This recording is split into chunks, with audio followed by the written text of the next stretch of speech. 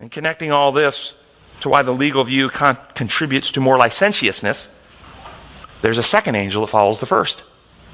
And the second angel following the first from the NIV says, second angel followed and said, "Fallen, fallen is Babylon the Great, which made the nations drink of the maddening wine of her adulteries." What does this mean? I've set you up. It's like I'm lobbing it in for a home run hit here. Okay? What does this mean? Yes?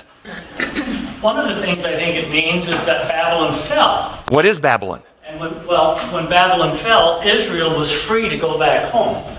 Babylon is who had taken Israel captive.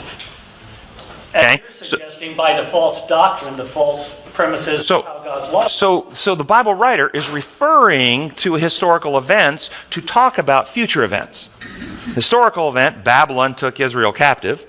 Future event is not old Babylon with Nebuchadnezzar. But Babylon represents a power that can take captive the people of God.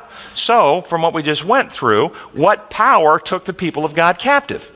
For though we live in the world, we don't wage wars, the world does. The weapons we fight with are not worldly. They have divine power to demolish strongholds. We demolish every argument and pretension that sets itself up against the knowledge of God and take captive every thought to Jesus Christ.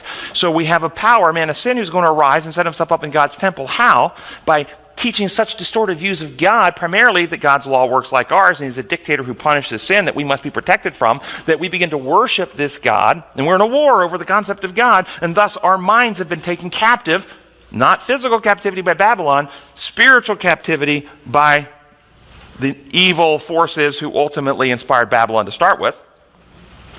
And thus, there's a message. Babylon is fallen, Babylon the Great, who made the nations drink of the maddening wine of her adulteries.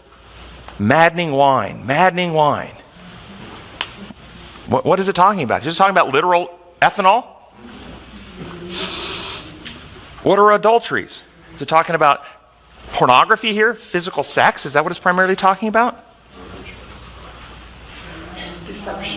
Broken trust. Love and trust, that we give our hearts to other gods. And it tricks us into this. So this is from the remedy. The second messenger followed the first, proclaiming throughout the world, "Don't trust Babylon the Great," a symbolic description of religions that misrepresent God, as it has fallen into the lies about God and intoxicates the world with its pagan views of God, maddening the people with its adulterous idea that God coerces and must inflict punishment if not properly appeased. That's the deal. Every system of the world that has a God in it that's not the true God has a God that will punish you if you break his rules. Every one of them.